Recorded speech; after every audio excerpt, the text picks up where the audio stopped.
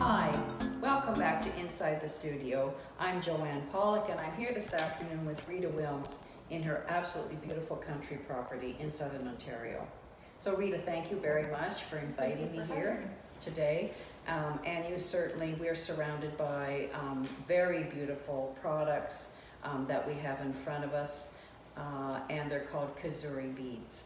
So I wonder if you could share with the viewers who started Kazuri Beads and a little bit about this incredible woman that you have met.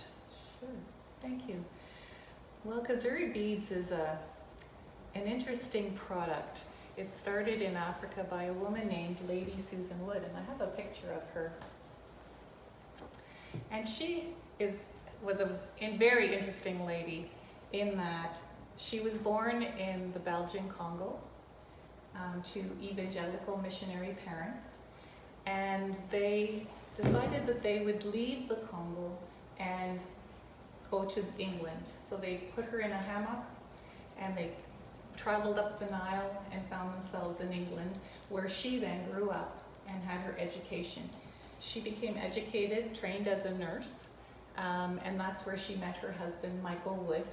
They became married in 1945 and they traveled back to Kenya, where they purchased a land, interestingly enough, on part of the property of Karen Blixen, where you would know from Out of Africa. And so that's where they settled and they raised their 4 children. And she was a very artistic woman. In her one book that she wrote, she mentions that she would collect stones and beads from all around Africa through her travels. So she always had an interest in a bead or a stone. And she says the one day she was holding these stones and playing with them, and she felt that she needed to have an outlet, an artistic outlet. And so that's how she started formulating an idea that she was going to help these women in Kenya that were really struggling, didn't know how to read or write, had no education, single mothers who were really, really struggling to stay afloat and stay out of poverty. So she started with 2 of her friends making beads. She built a little shack in the back garden, and these women started playing around with making some beads. And they shipped some product from England to try and make the beads, and they struggled with the glaze and trying to keep the beads similar in size and shape. And they sent out some people and they managed to find the clay on the base of Mount Kenya. So they used the clay, local clay then, to make the beads. And then it started to grow. She started meeting more people. The interest in the Nairobi area grew, and she founded Kazuri Limited in 1975. So what does Kazuri mean? Kazuri means small and beautiful. And so if you look at the beads, each piece is just so beautiful.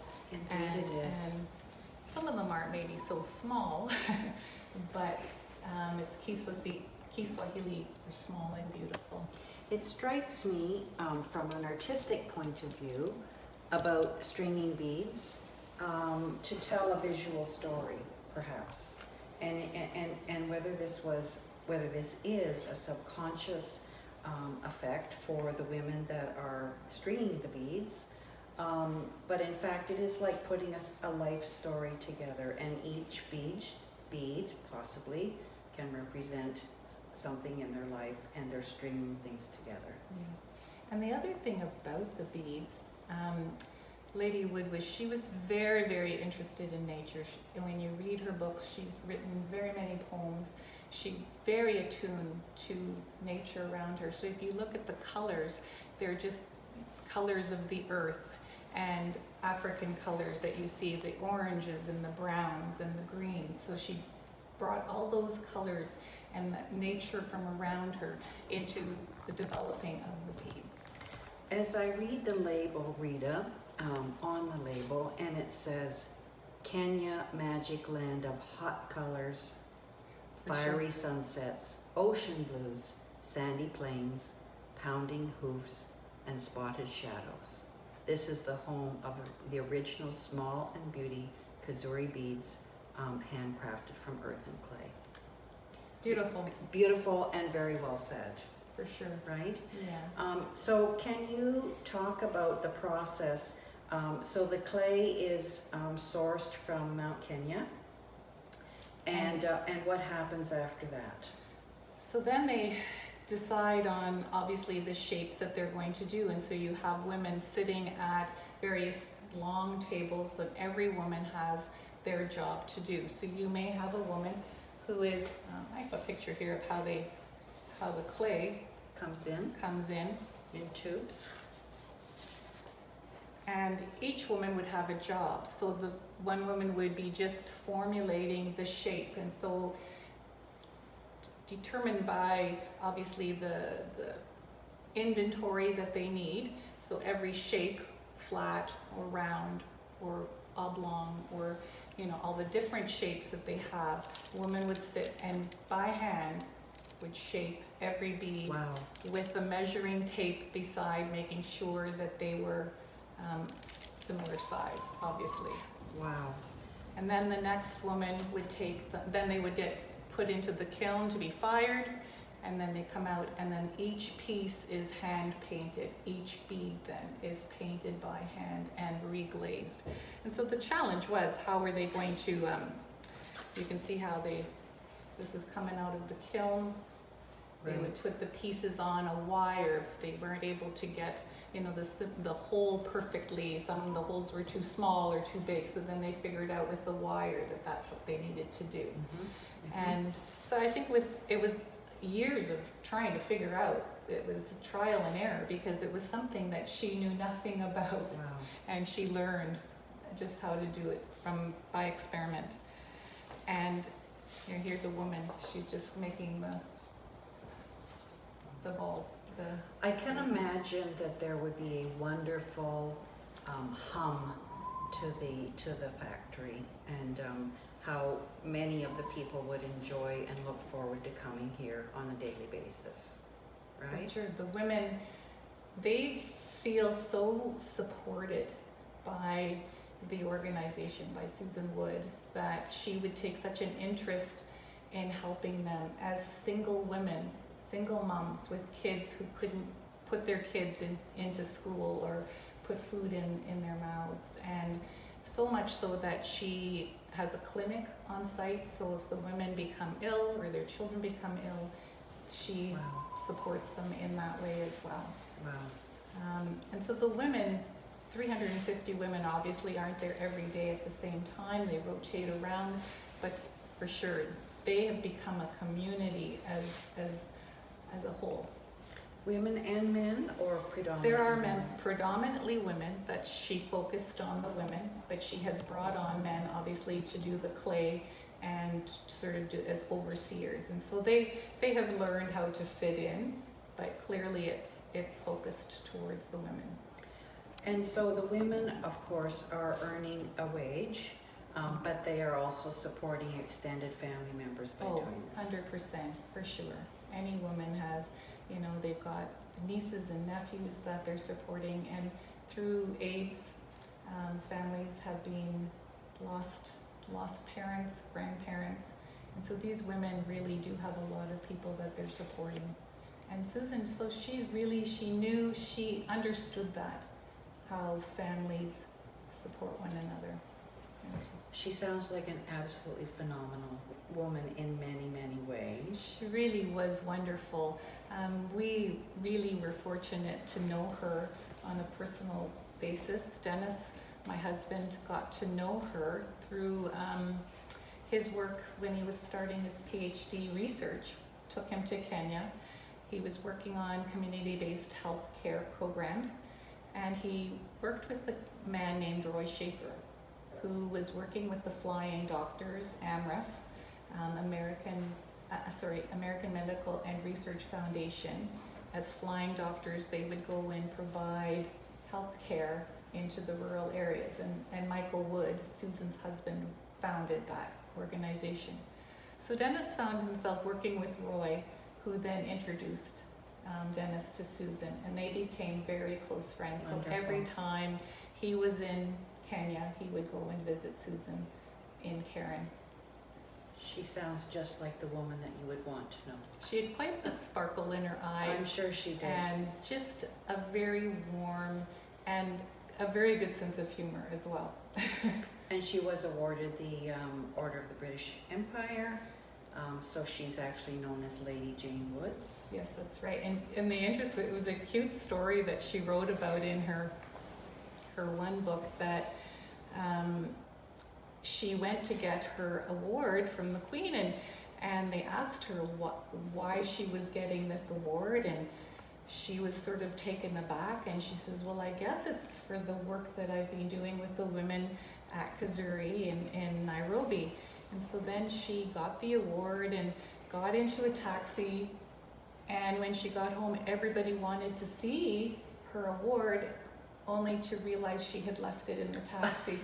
She's a very humble, Modest woman. Just sort of tells you a little bit of how she was, the essence of the woman.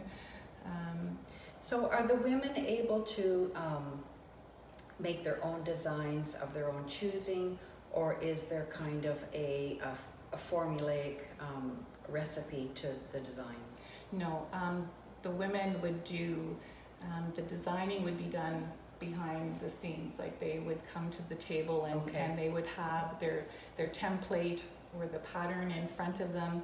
In the factory, you see the walls were filled with the orders that they would get from the United States, from Europe, and South Africa. So the beads are shipped around and the orders do come in, so they specifically make what is ordered. I see. So in 1975, this tiny workshop started, but here we are in 2021. So I'm sure there's been an incredible transition in many ways to get from then to now. And so, of course, COVID is a situation, and how has this impacted the business? Well, sadly, when Susan Wood died in 2006, there were some new owners that took over, Mark and Regina Newman, and they carried on her legacy and her mission of making this a social enterprise for women. Regina is no longer involved, and the new owners, unfortunately with COVID, needed to let some of the women go. The orders just haven't come in. People weren't traveling. They're not coming to Nairobi. It is one of the big tourist spots. People go to see Karen Blixen Museum, which is right next door. So they do the tours, right? And so that brings in a lot of people. They just haven't had people. They've said that there are days where they go where nobody shows up at the shop. So sadly, they've had to reduce how many women that they do have working there, and hopefully they will be able to maintain some momentum now that things are maybe opening up again, that they could get back to rehiring these women. Some production. Yeah. The product is through the World Fair Trade Yes. organization, so that's wonderful. And I am hoping, Rita, that perhaps we can introduce more of a Canadian audience to the product, and if we are able to get a higher profile and get more product, then maybe people will have an opportunity in Ontario to purchase and to view. And perhaps we're talking about exploring some options of maybe having some of these necklaces available at the Art Gallery of Guelph, which would be lovely. But the product is beautiful. You're wearing some, I'm wearing some. We've brought some examples of some of it, Yeah. and it is extremely beautiful. And thank you to you personally for being so interested and so committed to this product, which of course helps many families in Africa. Thank you for having me. So I wish you the very best, and hopefully you get back to Africa soon, We would love to go back. and hopefully we can see more exciting Kazuri beads that come back to Canada. Great. Thank you. Thank you, Rita.